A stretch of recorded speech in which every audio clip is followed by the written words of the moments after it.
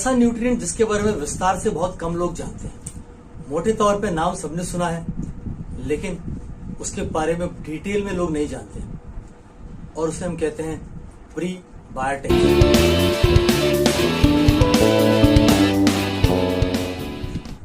नमस्कार दोस्तों, मैं हूं न्यूट्रिशन गुरु संजीव पांडे और आज हम बात करने वाले हैं प्रीबायोटिक्स के बारे में। काफी तादाद में लोगों ने ये शब्द सुना होगा, आप में से तमाम लोगों ने प्रीबायोटिक्स, लेकिन उन तमाम लोगों में जिन्होंने इस शब्द को सुना है प्रीबायोटिक्स, उसमें से भी मेजॉरिटी लोग ये नहीं जानते कि ये प्रीबायोटिक्स एग्जैक्टली होता क्या है। तो आइए सबसे पहले ये समझते हैं कि व्हाट इज प्रीबायोटिक्स। प्रीबायोटिक्स एक प्रकार का फाइबर है। फाइबर समझते हैं, रेशा। और हम फाइबर की बात करें तो फाइबर एक न्यूट्रिएंट है जिसे कम लोग जानते हैं कि वो कार्बोहाइड्रेट्स की कैटेगरी में आता है। It's a type of carbohydrate. तो वो एक तरह का कार्बोहाइड्रेट है, वो फाइबर, जिसे हमारा शरीर पचा नहीं सकता, हम उसे डाइजेस्ट नहीं कर सकते, लेकिन इसके बावजूद वो हमारे शरीर के लिए बहुत ही उपयोगी है। क्यों? क्योंकि ये जो फाइबर है हमारे शरीर के किसी काम नहीं आता, लेकिन हमारे शरीर में रहने वाले परजीवी, वो बैक्टीरिया जिन्हें हम गुड बैक्टीरिया कहते हैं, जो हमारे दोस्त हैं, जो हमारी पाचन की क्रिया को सुचारू रूप से चलाने में हमारी मदद करते हैं, ऐसे जो बैक्टीरिया हमारे शरीर में रहते हैं, उनके लिए भोजन का काम करता है। तो यानी उनकी कॉलोनी बढ़ाने में हेल्प करता है और इस प्रकार से इनडायरेक्टली हमारी हेल्थ को बेटर रखने में मदद करता है। दोस्तों, ये जो फाइबर है आज बहुत ही नेग्लेक्टेड न्यूट्रिएंट है। ज्यादातर लोग इसके बारे में कोई बातचीत नहीं करते, इसकी तरफ जरा भी ध्यान नहीं देते, और धीरे धीरे जो नए जमाने का खाना है उसने हमसे पूरी तरह से फाइबर छीन लिया है और सारा खाना बस चिकनाई में तब्दील होकर रह गया है। क्योंकि किसी भी चीज से जब आप फाइबर निकाल लेंगे तो उसके अंदर का मॉइस्चर भी चला जाएगा, जो वाटर कंटेंट है वो भी खत्म हो जाएगा, और इस तरीके से वो चिकनाई में तब्दील हो जाता है। तो आप जानते हैं आटा, और आटे में फाइबर होता है, लेकिन मैदा उसी आटे से बना होता है। तो उसी आटे में से जब हम फाइबर कंटेंट पूरी तरह निकाल लेते हैं तो वो मैदा हो जाता है। तो आइए समझते हैं कि ये फाइबर कहां से, इस जो प्रीबायोटिक टर्म है ये कहां से आया और कब इसके बारे में जानकारी मिली, कैसे इसका एवोल्यूशन हुआ। दोस्तों, आप जान के हैरान होंगे कि मात्र 100 साल हो रहे हैं जब इसकी तरफ ध्यान दिया गया। कई 100 साल नहीं, सिर्फ 100 साल। 1921 में पहली बार रिपोर्ट किया गया कि जो दूध में मौजूद शुगर है उसकी वजह से हमारे जो आंतें हैं, हमारा जो गट है, इंटेस्टाइन, उसके अंदर कुछ तब्दीली आ रही है। ये पहली रिपोर्ट थी 1921 में, लेकिन उसके बाद भी इस एरिया में बहुत डेवलपमेंट नहीं हुआ। आप जानकर बहुत ही हैरान होंगे कि सिर्फ 30 साल पहले 1995 में जाकर पहली बार इसकी डेफिनेशन दी गई कि ये एग्जैक्टली प्रीबायोटिक क्या होता है। सिर्फ 1995 में, आप में से तमाम लोगों के पैदा होने के बहुत बाद। और उससे भी हैरान करने वाली बात यह है कि सिर्फ 15 साल पहले 2008 में यूएनओ ने इसे तवज्जो दिया, और यूएनओ की एक बॉडी है, फूड एंड एग्रीकल्चर ऑर्गेनाइजेशन, उन्होंने इसको रिकॉग्नाइज किया कि हाँ, ऐसा कुछ है जो इस तरीके से हमारे स्वास्थ्य पर असर डालता है। सिर्फ 15 साल पहले की बात है। तो आप समझ सकते हैं कि कितना नेग्लेक्टेड रहा ये।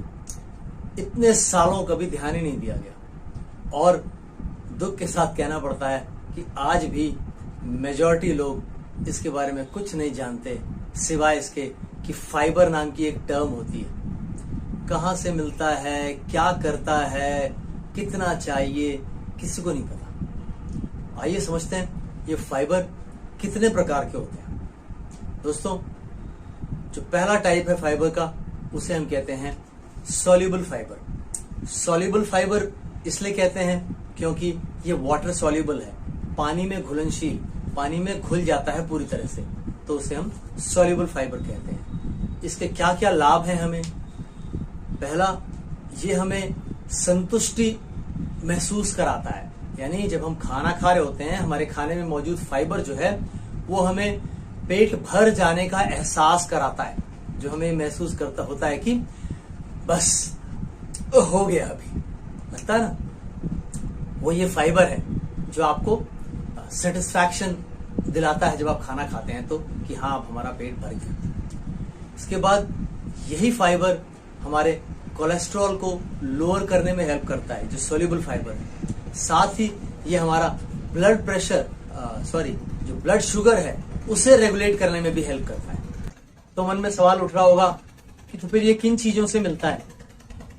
ये मिलता है सेब हो गए, बीन्स है, अखरोट, तो शकरकंदी में मिलेगा, साथ ही ओट मील एंड लेंटिल्स में भी पाया जाता है। तो ये फाइबर हमारे गट में एक ऐसा बहुत ही अहम रोल अदा करता है जो हमारी पूरी सेहत के लिए बहुत इंपॉर्टेंट है।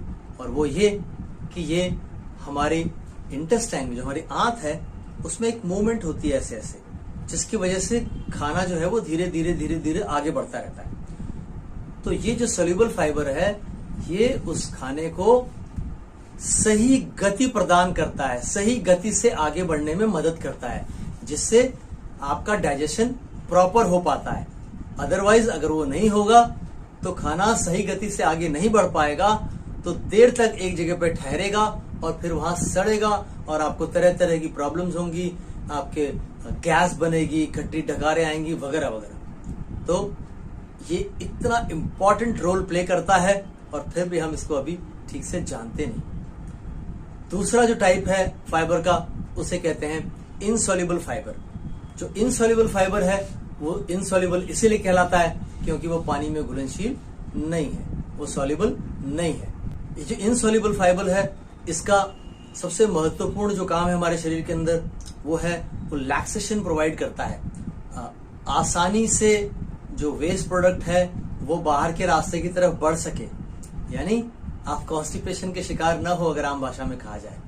ये इसका यही रोल है कि वो जो शरीर में मल बनता है उसको आसानी से आगे बढ़ने में हेल्प कर सके, और इस तरह से ये हमारी जो इंटेस्टाइनल हेल्थ है उसको अच्छा रखता है। ये किन चीजों में पाया जाता है?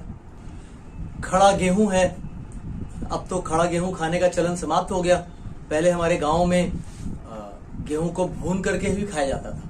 इसके अलावा उसको हल्का सा पीस देते थे, पाउडर फॉर्म में ना कन्वर्ट हो, आटा ना बने, लेकिन उसके टुकड़े टुकड़े हो जाएं, और उसको हल्का सा फ्राई करके, फ्राई इन द सेंस तेल में नहीं, उसको भूना जाता था ना, सॉटे कर लिया गया, और फिर उसको धनिया की चटनी के साथ, हरी मिर्ची की चटनी के साथ खाते थे।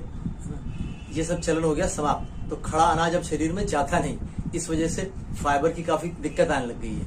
इसके अलावा ये किन चीजों में मिलता है? लीफी ग्रीन वेजिटेबल्स, हरी पत्तेदार सब्जियां, और ब्राउन राइस है, सीड्स हैं यानी कि मूंगफली हुई, बादाम हुआ, ऐसी चीजें, इन सब के अंदर इनसॉल्युबल फाइबर मिलता है। तो यही फाइबर जो शरीर से वेस्ट बाहर जाने को होता है, जो मल बन रहा होता है, उसको संगठित करता है, उसको बांधता है, ताकि वो आसानी से शरीर से बाहर त्यागा जा सके, और इस तरीके से ये हमारी जो बाउल हेल्थ है उसको बेहतर करता है। तो क्या ये जो फाइबर है सॉल्युबल या इनसॉल्युबल, ये सिर्फ हमारे इंटेस्टाइन में ही इसका रोल है? क्या ये और भी कोई काम करता है? तो यही फाइबर हमारे संपूर्ण स्वास्थ्य को बेहतर करने में मदद करता है। कैसे? चिकोरी रूट्स हो गई, डैंडेलियन ग्रीन्स हो गए, गार्लिक यानी लहसुन, ओट्स यानी जई, जौ, बार्ली, इन सब चीजों से मिलने वाला फाइबर जो हमारे लिए बेनिफिशियल मेटाबोलाइट्स हैं उनके प्रोडक्शन को बढ़ाता है, उसमें मदद करता है, और इस तरह से हमारा मेटाबॉलिक रेट बढ़ता है, जिससे आपकी कैलोरीज बर्न होती हैं अच्छे से। तो इस तरीके से आपकी ओवरऑल हेल्थ को प्रभावित कर रहा होता है। साथ ही हमारे गट में कैल्शियम का जो एब्जॉर्प्शन होता है उसको बहुत इंप्रूव कर देता है, जिससे कैल्शियम अच्छी मात्रा में हमारी हड्डियों तक पहुंचता है और हमारी ओवरऑल हेल्थ बेटर हो जाती है। इसके अलावा फ्लेक्स सीड्स हो गए यानी अलसी, हाथी चक यानी आर्टिचोक, चिया सीड्स, बादाम, ये सब हमारी इम्यूनिटी को बेहतर करने में हमारी मदद करते हैं और इस तरीके से एलर्जी होने का रिस्क बहुत कम हो जाता है। साथ ही ये हमारे गट में जो अच्छा बैक्टीरिया है, जो वहाँ जो माइक्रोब्स हैं, जो सूक्ष्म जीवाणु हैं जो हमारी मदद करते हैं, उनकी ग्रोथ में भी हेल्प करता है, उनकी संख्या बढ़ाता है, उनकी तादाद बढ़ाने में भी मदद करता है। और आपको जान के हैरानी होगी कि हमारी बॉडी में जितने सेल्स हैं उससे 10 गुना ज्यादा हमारे शरीर के अंदर बैक्टीरिया है, अंदर या बाहर मिला करके, है ना। इसमें से बड़ी तादाद में वो बैक्टीरिया है जो हमारे मदद करता है, हमारा मददगार है, हमारा दोस्त है। और उस बैक्टीरिया का जीवन इसी फाइबर यानी प्रीबायोटिक पर निर्भर करता है, जो उसको कॉलोनी प्रोवाइड करते हैं, फूड प्रोवाइड करते हैं, उसकी हेल्दी ग्रोथ में हेल्प करते हैं। तो दोस्तों, हमें ध्यान रखना है अपनी डाइट के अंदर अधिक से अधिक फाइबर लें। अधिक से अधिक इसलिए क्योंकि न के बराबर हो गया है अब ये। जितनी कच्ची सब्जियां खा सकते हैं, रॉ वेजिटेबल्स, सैलड कहते हैं जिसे आप, कुछ जरा सा लेते हैं, वो ज्यादा लें। मैंने पहले जिक्र किया हरी पत्तेदार सब्जियां, ऐसी तमाम सब्जियां जो हमने त्याग दी अब फैशन के नाम पर, उनको अपना लें। ये फाइबर आपके लिए जीवनदायी साबित हो सकता है।